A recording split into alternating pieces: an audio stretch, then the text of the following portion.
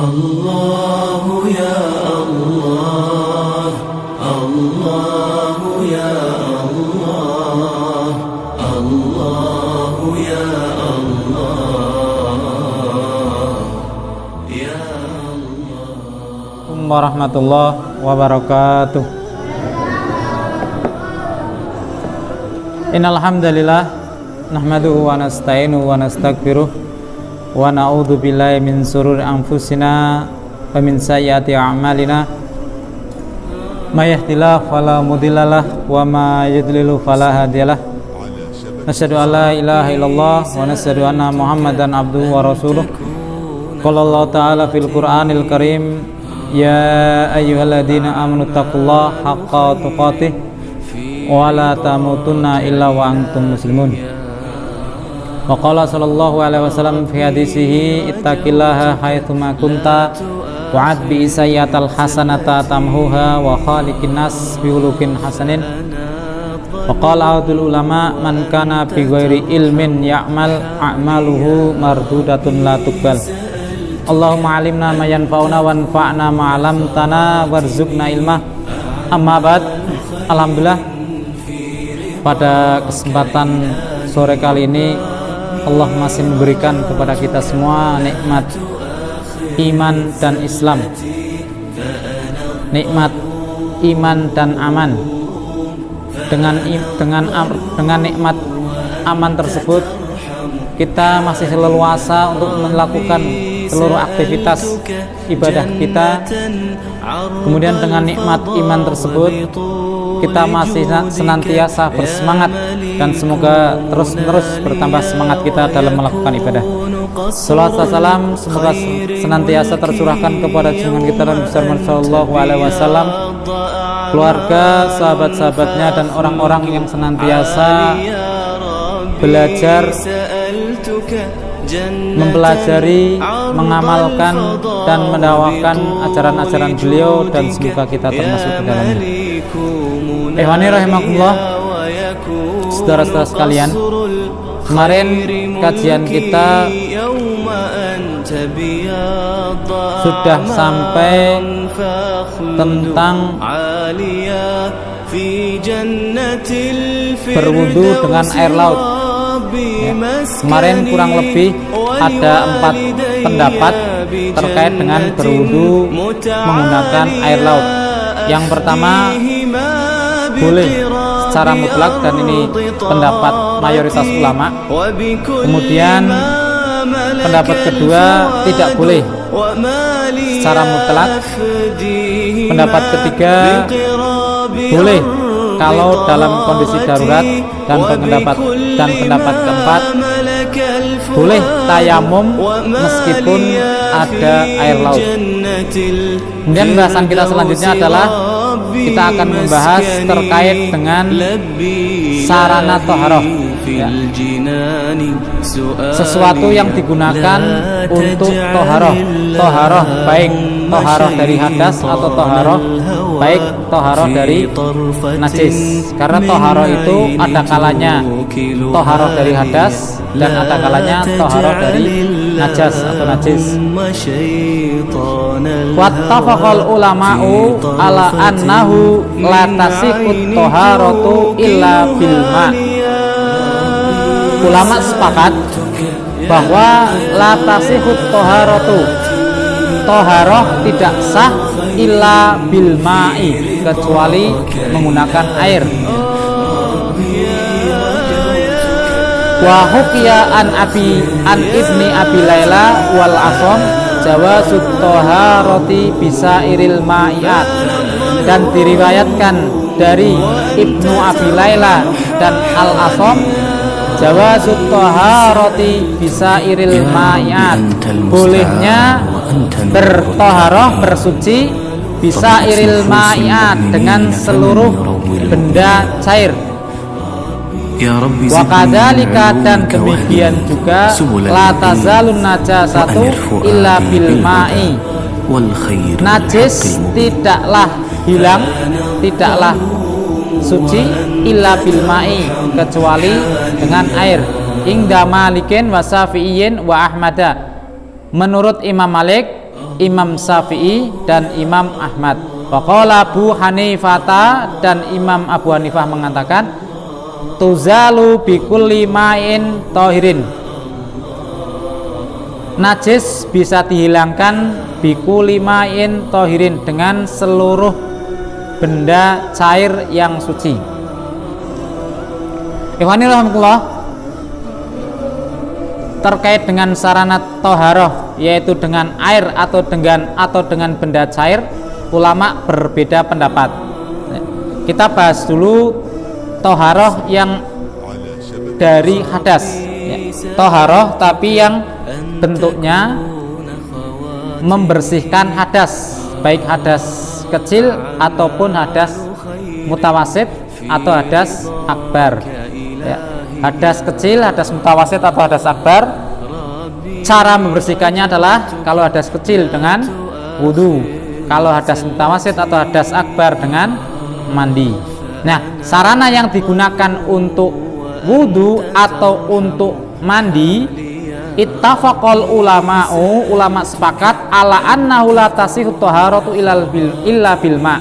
Ulama sepakat bahwa tidak sah taharah baik wudu ataupun mandi illa bil ma, kecuali harus dengan air.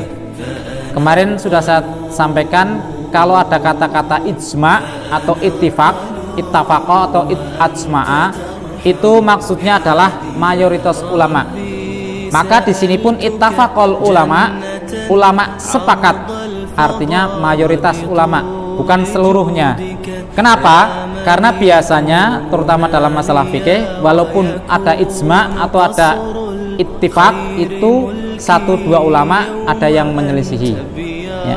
Di sini meskipun sekali lagi kata ittafaqa, atau kalau dalam kitab lain itu juga wa ajma'u, ya, ajma'u sama ittafaqa itu senada, ya, senada tapi tak sama. Wa ajma'u ulama ijma, wattafaqu ulama bersepakat, ya, tidak sah bersuci kecuali dengan air, ya. Ini menurut mayoritas, sekali lagi ini menurut mayoritas. Dalam kitab lain juga disebutkan wa ajma'u annahu la yajuzul tawaddu'u bima'il warad wa ma'is sajar wa ma'il usfur illa bima yaqau alai ismul ma'il mutlaq. Ulama sepakat tidak boleh wudu dengan air mawar, dengan air pohon, dengan air usfur atau za'faron, kecuali dengan sesuatu atau dengan benda cair atau dengan sesuatu yang yaqau alai ismul ma'ul mutlaq, kecuali dengan sesuatu yang disebut dengan ma'ul mutlaq.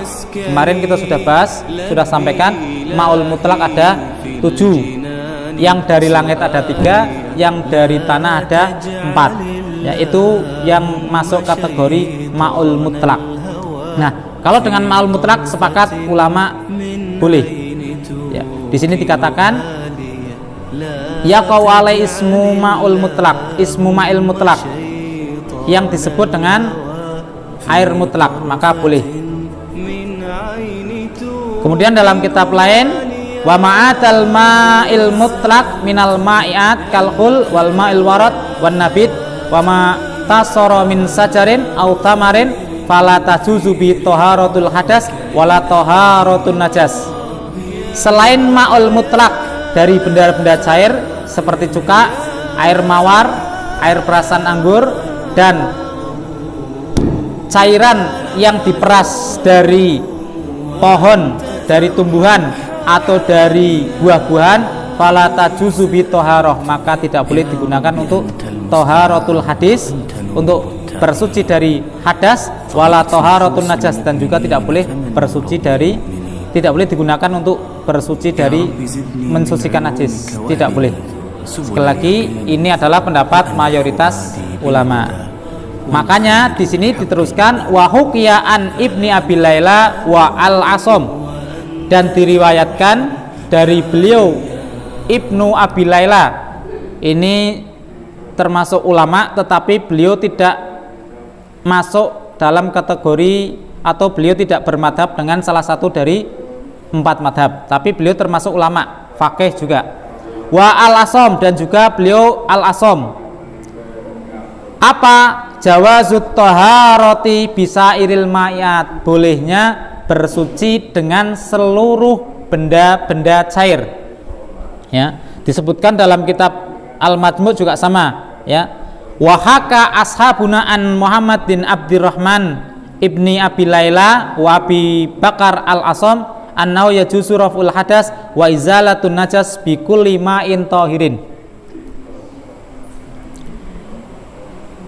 Para sahabat-sahabat kami menceritakan dari Muhammad bin Abdurrahman bin Abi Laila dan Abu Bakar al-Asam, mereka berpendapat yajuzu raf'ul hadas wa izalatun najas bi kulli ma'in tahirin. Mereka berdua berpendapat bolehnya mengangkat hadas dan menghilangkan najas bi kulli ma'in tahirin, dengan seluruh benda cair yang suci. Tadi sudah disebutkan di antara benda-benda cair selain air di sini adalah kalkhul, cuka contohnya. Cuka di sini bukan cuka yang kita biasa gunakan ketika makan bakso, ya. Tapi cuka di sini adalah cuka yang diproses dari arak. Jadi kalau ada arak kemudian diproses dengan ditambahi zat kimia atau dengan diendapkan, didiamkan, kemudian sifat homernya hilang, baik rasa, aroma ataupun warna hilang, maka air bekas homer tersebut diistilahkan dengan cuka. Jadi prosesnya adalah penjernihan atau pemurnian dari homer, baik secara alami atau dengan tambahan zat kimia. Nah, cuka tersebut menurut mayoritas ulama tidak boleh digunakan untuk bersuci, tetapi menurut beliau Ibnu Abi Laila dan Al-Asam boleh digunakan untuk bersuci, baik bersuci dari hadas kecil wudu atau bersuci dari hadas besar yaitu mandi, atau bahkan bersuci untuk menghilangkan najis. Boleh menurut mereka berdua. Alasannya apa? Waktu Ibni Abi Laila bi annahu ma'iun tahirun fa asbal ma. Di sini disebutkan, Imam Nawawi menyebutkan dalam Al-Majmu'-nya, apa alasan Ibnu Abi Laila mengapa membolehkan zat cair selain air boleh untuk bersuci? Karena beliau beranggapan ma'i, zat cair yang suci itu sama dengan ma'. Hukumnya sama. Zat cair secara hukum dalam taharah menurut beliau Ibnu Abi Laila dihukumi sama, yaitu boleh untuk digunakan bersuci. Demikian juga beliau Al-Asam, jadi sama ya alasannya bolehnya. Mengapa boleh bersuci dengan benda cair? Karena secara hukum menurut beliau benda cair itu sama hukumnya dengan air, maka boleh digunakan untuk mensucikan baik dari hadas ataupun dari najas. Qala al-Qadhi Abu Thayyib illa dam'a, kecuali air mata, ya. Al-Qadhi Abu Thayyib As-Syafi'i mengatakan kecuali air mata. Menurut Al-Asam beliau tidak membolehkan bersuci dengan air mata, tetapi menurut Ibnu Abi Laila kalau bisa secara hukum itu boleh. Tapi kenyataannya mungkin sulit ya mensucikan atau bersuci dengan air mata, harus penuh paling enggak 1 ember ya. Padahal kalau kita nangis belum tentu 1 mangkok aja tidak ada. Tapi secara hukum, ini dibahas dari secara hukum, bukan apakah kenyataannya bisa apa tidak. Secara hukum menurut Al-Asam, Abu Bakar Al-Asam, beliau tidak membolehkan bersuci dengan air mata, tetapi Abdurrahman Ibnu Abi Laila membolehkan hal tersebut. Secara umum terkait dengan benda cair bolehkah untuk bersuci, ada 2 pendapat. Mayoritas ulama mengatakan tidak boleh, sementara Abdurrahman bin Abi Laila mengatakan boleh, demikian juga Abu Bakar Al-Asam.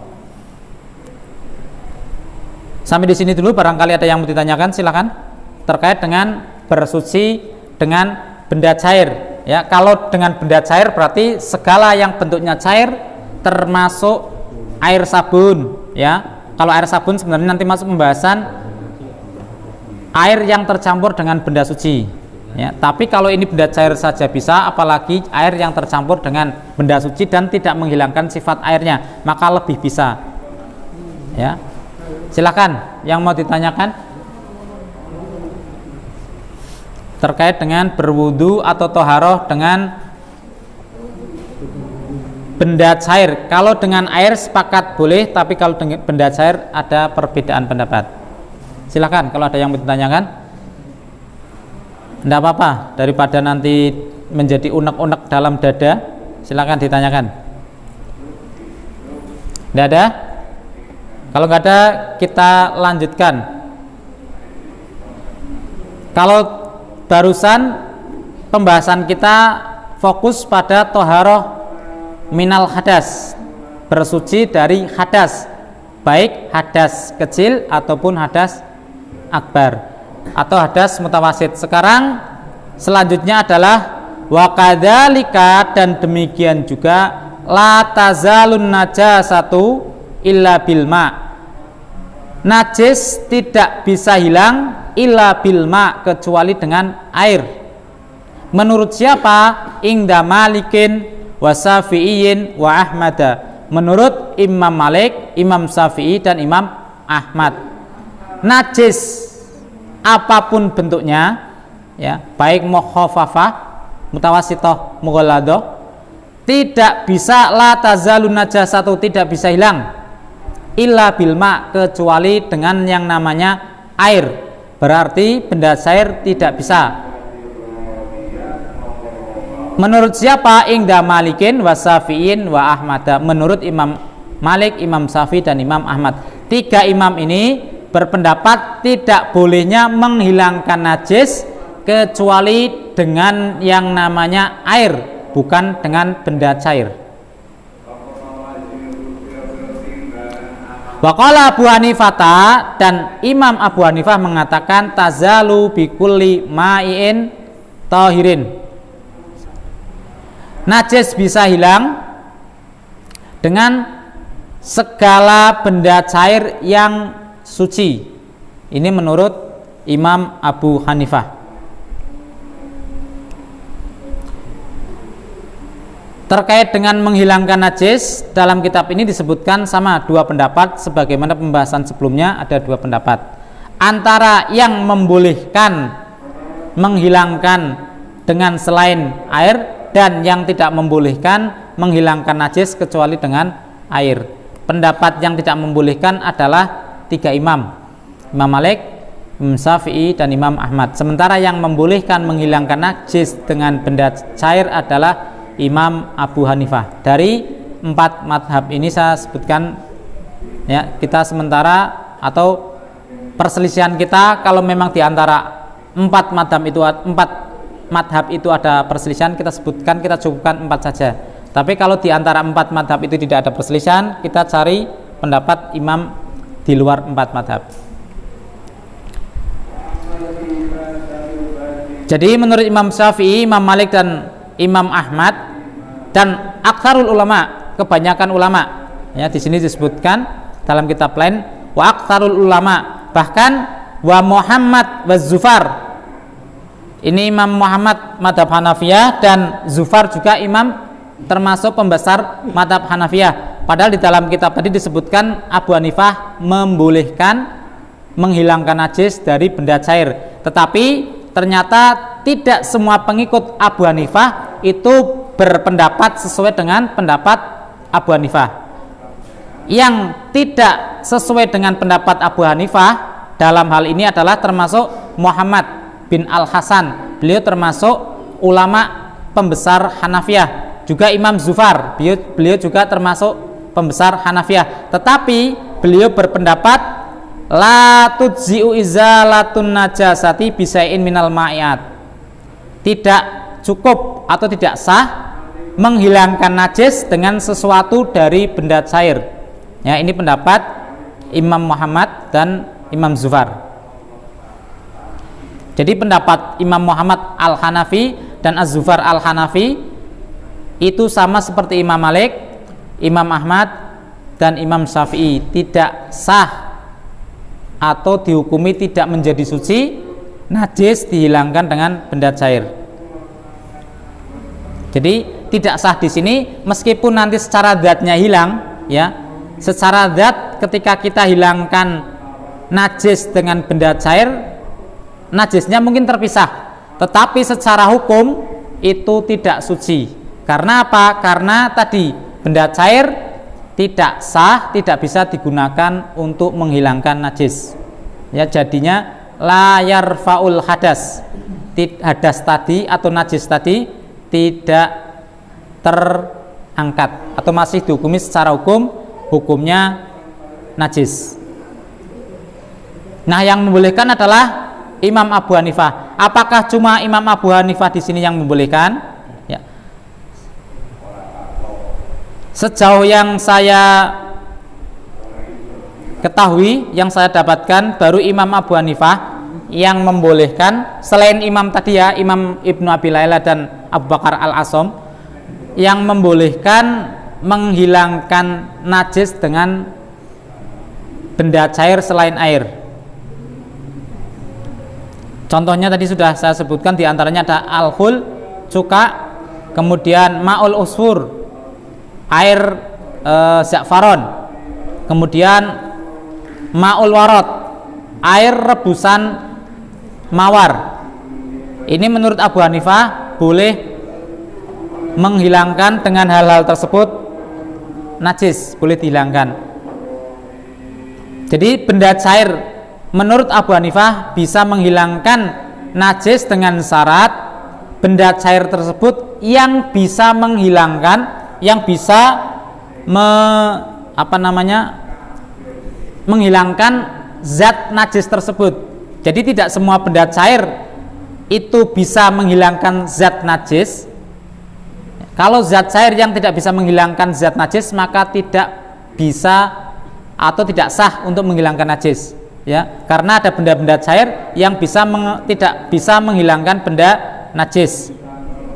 Contohnya adalah yang kental-kental, biasanya tidak membersihkan najis, malah kadang juga malah jadi ngeraket, ya, kayak sirup, madu, kecap, ya, benda-benda cair. Tetapi kalau tidak bisa menghilangkan najis, maka tidak sah, ya, menurut Abu Hanifah. Jadi menurut Abu Hanifah, yang benda cair yang bisa atau yang sah untuk menghilangkan najis adalah yang mempunyai sifat atau yang bisa menghilangkan zat najis tersebut.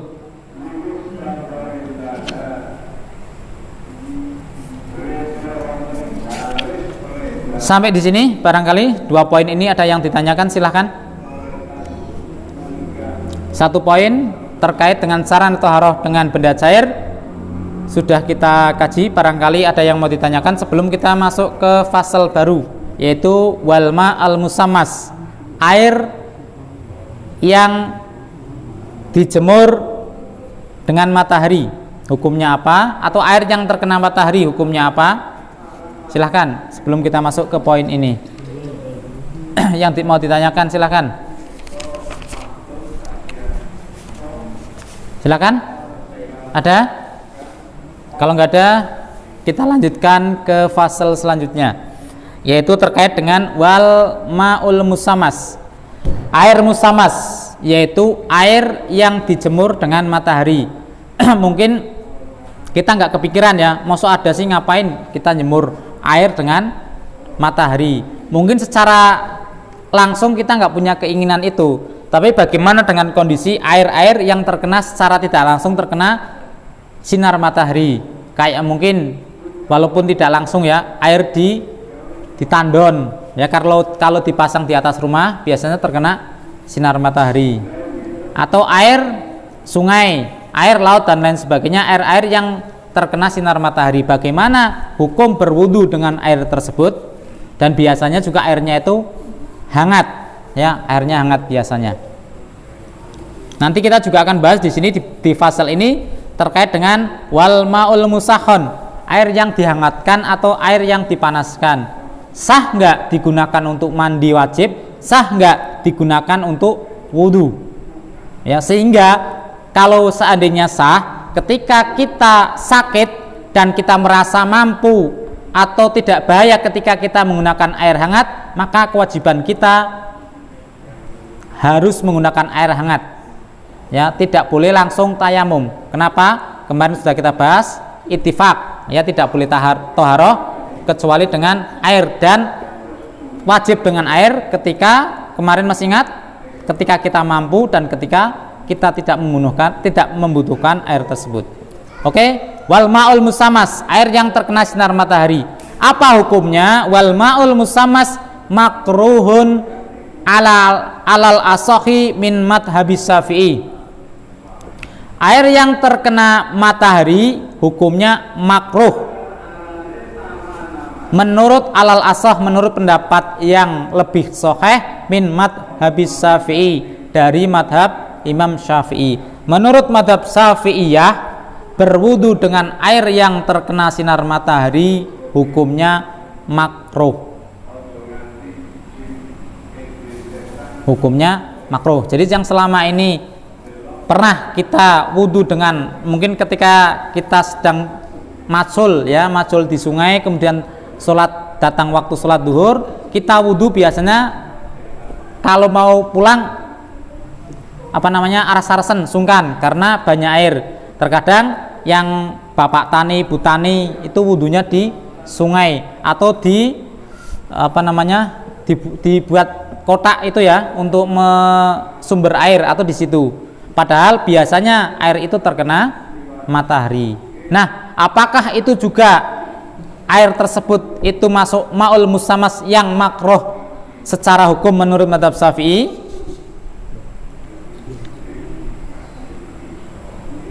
Menurut madhab Syafi'iyah, makruhnya air musammas ini menurut sebagian, ya, bukan semuanya. Ini pun adalah madhab Syafi'iyah yang periode-periode awal. Ya, kalau periode-periode sekarang atau mutaakhirin itu sudah tidak memakruhkan lagi. Termasuk Imam Nawawi, beliau tidak memandang makruh berwudu dengan air yang terkena sinar matahari. Tetapi ini periode-periode awal memakruhkan berwudu dengan air yang terkena sinar matahari, tentunya air mutlak, ya, bukan air selain air mutlak. Alasannya apa? Karena ditinjau dari kesehatan, dikhawatirkan air yang terkena sinar matahari tadi itu menimbulkan penyakit. Kalau di sini namanya itu istilahnya penyakit baros, belang. Khawatir menimbulkan hal tersebut, sehingga ditinjau dari sisi kesehatan. Menurut madhab sebagian Syafi'iyah, makruh hukumnya berwudu dengan ma'ul musammas, air yang terkena sinar matahari. Itu. Meskipun sebagian ada yang mengatakan kalau ma'ul musammas itu terjadinya dengan alami atau tidak sengaja, maka tidak makruh. Tapi kalau sengaja dipanaskan, diwadai baskom atau diwadai ember, kemudian dijemur ben anget, ngirit gas, ya, dijemur ben anget, kemudian untuk wudhu atau untuk mandi wajib, maka ini yang dimakruhkan, yaitu al-ma'ul musammas yang sengaja dipanaskan atau dijemur. Kalau yang terjadinya secara alami kayak tadi, ya, di tandon, di sungai, di laut, maka itu tidak makruh. Karena memang itu bukan secara tindakan itu bukan yang kita inginkan, itu terjadi secara alami. Termasuk ketika kita membuat tandon pun kita nggak niat nanti biar terkena matahari biar anget airnya, kan nggak begitu, ya, kita niatnya selain itu, ya. Maka air tandon yang terkena matahari sehingga menjadi hangat pun tidak makruh. Wal mukhtar ingda muta'ahiri ashabihi adamu karahatihi, dan yang dipilih menurut mutakhir Syafi'iyah itu tidak makruh. Ini yang disebutkan oleh penulis, dan termasuk penulis adalah beliau madhab Syafi'i yang termasuk mutakhir, ya, yang sekarang-sekarang. Wa huwa madhabul a'imah ats-tsalatsah, dan tidak makruhnya berwudu dengan ma'ul musammas itu adalah madhab ketiga imam, yaitu Imam Abu Hanifah, Imam Malik, dan Imam Ahmad. Nih, terkait dengan ma'ul musammas, hanya sebagian Syafi'iyah saja yang memandang makruh berwudu dengan ma'ul musammas. Itu pun jika musammasnya dilakukan dengan sengaja. Kalau tidak sengaja maka tidak makruh. Kemudian yang selanjutnya yang hampir sama, wal ma'ul musakhon, dan air yang dipanaskan. Ghairu makruhin bittifaq, tidak makruh hukumnya menurut kesepakatan ulama. Lagi-lagi pakai kesepakatan ulama. Di sini sekali lagi meskipun bahasanya adalah sepakat, ya kayak tadi sepakat ijma', tetapi nanti kenyataannya adalah sebagian besar ulama, bukan seluruhnya, ya, karena lagi-lagi mesti ada yang menyelisihi. Di sini yang menyebutkan yang termasuk yang menyelisihi sehingga berpendapat beda dengan ittifaq tadi, ya, adalah Mujahid. Wahyuh ka'an Mujahid karahatuhu. Dan Imam Mujahid, diriwayatkan dari Imam Mujahid tentang makruhnya berwudu dengan air yang dipanaskan, ya, dari Imam Mujahid makruh berwudu dengan air mutlak yang dipanaskan. Dalam kitab lain disebutkan makruhnya pendapat beliau adalah ketika panas tadi atau pemanasan tadi dilakukan dengan api.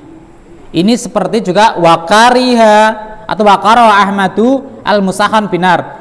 Ini pendapatnya sama seperti pendapat Imam Ahmad yang memakruhkan al-musakhan binar, air yang dipanaskan dengan api. Jadi terkait dengan ma'ul musakhan secara kesepakatan memang tidak makruh mayoritas ulama. Tetapi Imam Mujahid memakruhkan tanpa rincian, ya, secara mutlak beliau memakruhkan berwudu atau mandi dengan air yang dipanaskan. Sementara Imam Ahmad memakruhkan jika pemanasan tersebut dilakukan dengan api. Kalau pemanasan air tersebut dilakukan dengan selain api, maka hukumnya boleh. Kalau sekarang sudah gampang, ya, tidak harus dengan api untuk memanaskan air, sudah ada alat pemanas. Bahkan di kamar mandi tinggal milih mau mandi dengan air hangat, dingin, ya, atau dengan air panas, ya, semuanya tinggal milih. Berarti kalau menurut tekstual di sini, kalau yang dipanaskan tidak dengan api, tidak melalui proses perebusan, maka hanya Imam Mujahid saja yang memakruhkan menggunakan air tersebut untuk toharoh. Jadi ada dua pendapat terkait dengan ma'ul musakhon, air yang dipanaskan. Maka kalau jenengan kemarin masih ragu-ragu tentang apakah sah wudhu saya dengan air yang dihangatkan, apakah sah kalau saya mandi wajib dengan air yang dihangatkan karena dingin, ya, jawabannya mayoritas ulama berpendapat sah. Silahkan kalau mau dilanjutkan, ya, karena mungkin subuh, ya, habis melakukan aktivitas suami istri, ya, subuh-subuh mau mandi, jam 3 mau mandi, kok dingin, ya, takut daripada nanti meriang karena kedinginan, silahkan rebus air, ya, digunakan untuk mandi wajib, tidak apa-apa, boleh, ya.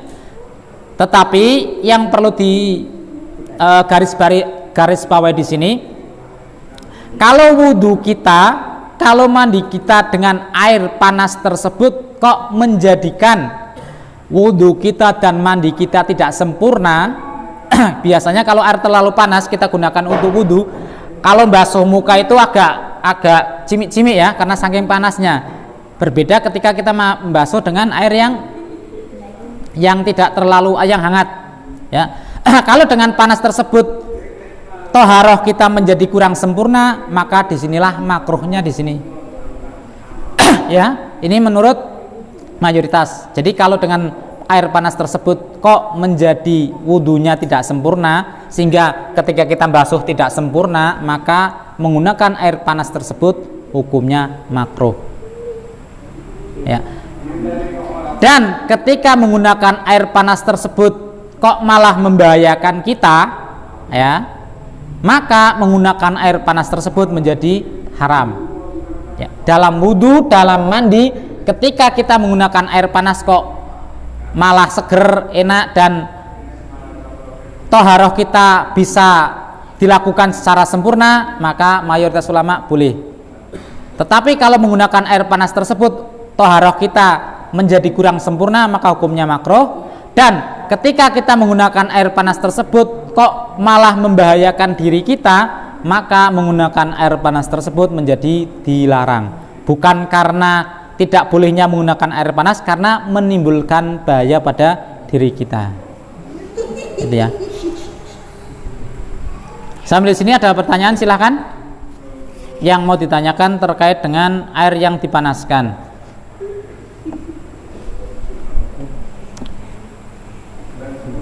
Silakan, tidak ada. Kalau nggak ada, pertanyaannya adalah manakah yang lebih baik, bersuci dengan air dingin atau dengan air panas? Air yang dipanaskan maksudnya ya. Kira-kira mana yang lebih baik? Dingin apa panas? Dingin. Ya, ada yang berpendapat panas? Kalau enaknya enak mana? Panas apa dingin? Enaknya yang hangat ya, enaknya yang hangat. Ya, STMJ. Ya. Ulama berbeda pendapat manakah yang lebih baik digunakan, air panas, air hangat maksudnya ya, atau air dingin. Di sini ada perbedaan pendapat. Wal ma'ul barid aula minal musahhon illa ayakunal bardu syadidan. Ya. Air dingin itu lebih baik daripada air yang dipanaskan. Illa ayakunal bardu syadidan, kecuali kalau air yang dingin tersebut sangat dingin, maka lebih baik menggunakan air yang dihangatkan atau yang dipanaskan. Kalau dinginnya sederhana-sederhana saja dan malah menyegarkan, lebih baik itu air dingin. Ini menurut madhab Syafi'iyah, wabihi qala Ahmad, dan menurut madhab Hanabilah. Menurut madhab Hanabilah dan menurut madhab Syafi'iyah lebih baik menggunakan air dingin. Maksudnya bukan air yang digodok atau yang dipanaskan. Wa qala Abu Hanifah, sementara Imam Abu Hanifah mengatakan al-musahhanu aula bikulli halin. Air yang dipanaskan itu lebih baik dalam segala kondisi. Ini menurut Imam Abu Hanifah. Dalam hal mana yang lebih baik pun di sini ternyata ada perbedaan pendapat antara madhab. Menurut Imam Syafi'i atau madhab Syafi'iyah dan madhab Hanabilah lebih baik dengan air dingin, air yang tidak dipanaskan. Sementara menurut Abu Hanifah lebih baik dengan air yang dipanaskan atau yang dihangatkan. Pembahasan ma'ul musammas sama ma'ul mushon sudah selesai. Silahkan, ada yang ditanyakan?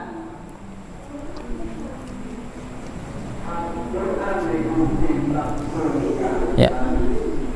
Ma'ul musammas atau ma'ul musahhon ini adalah sekali lagi air yang dipanaskan tersebut itu adalah air yang mutlak, ya, maksudnya yang diantara termasuk 7 tadi, bukan selain. Kalau selain air mutlak nanti masuk pembahasan yang lain, ya, misalnya kopi, teh yang dipanaskan boleh nggak untuk mandi, lah nanti itu masuk pembahasan macam-macam air. Kalau ini kita masih masuk air mutlak, cuma sifatnya panas. Air mutlak sifatnya dingin, dia masih masuk air mutlak, cuman mempunyai sifat panas atau dingin, ya, jadi pembahasannya masih sekitar air mutlak.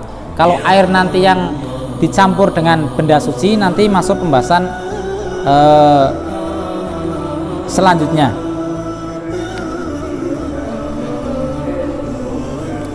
Pembahasan selanjutnya yaitu nanti setelah ma'ul mustakmal, yaitu ma al mutaghayyar bisa faron wa nahwi minat tahirat, air yang berubah dengan za'faron atau yang sejenisnya dari benda-benda suci, ya, termasuk tadi di dalamnya air teh, ya, air sabun, air dan lain sebagainya.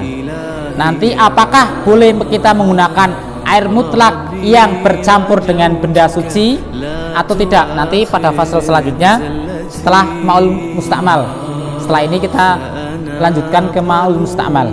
Baru setelah itu kalau ada waktu kita air yang tercampur dengan benda suci tetapi tidak menghilangkan sifat cairnya, tidak sampai kental ya, cuma dia sudah berubah warna, sifat atau rasanya.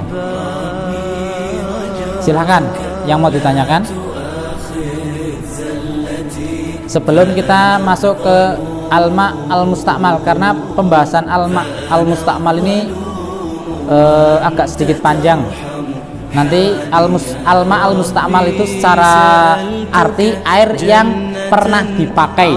Al-musta'mal itu memakai, musta'mal yang pernah dipakai. Enggak ada? Kalau nggak ada, kita lanjutkan satu fase lagi, ma'ul musta'mal. Semoga nanti waktunya cukup ya. Oke, al-ma'ul musta'mal, yaitu air yang pernah digunakan untuk bersuci, baik bersuci yang sifatnya menghilangkan hadas atau bersuci yang sifatnya menghilangkan najis. Nanti kita akan bahas secara rinci.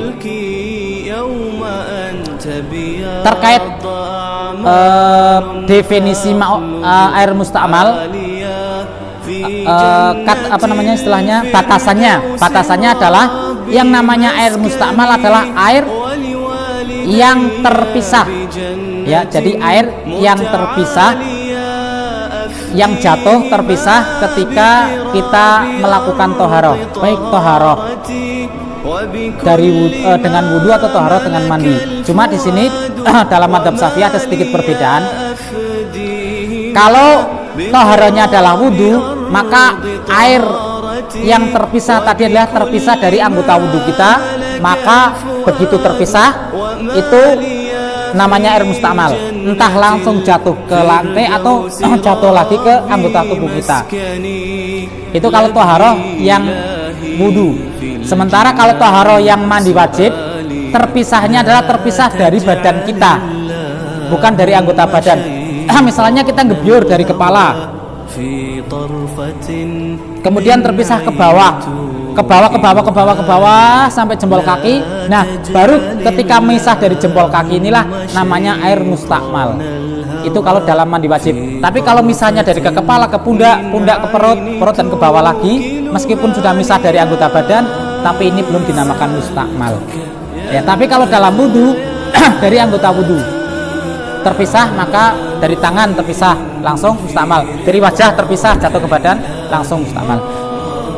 Oke, karena waktunya sudah isya, jadi insya Allah kita skors pada pertemuan selanjutnya. Nanti kita masih masih masuk bab wal ma'ul musta'mal.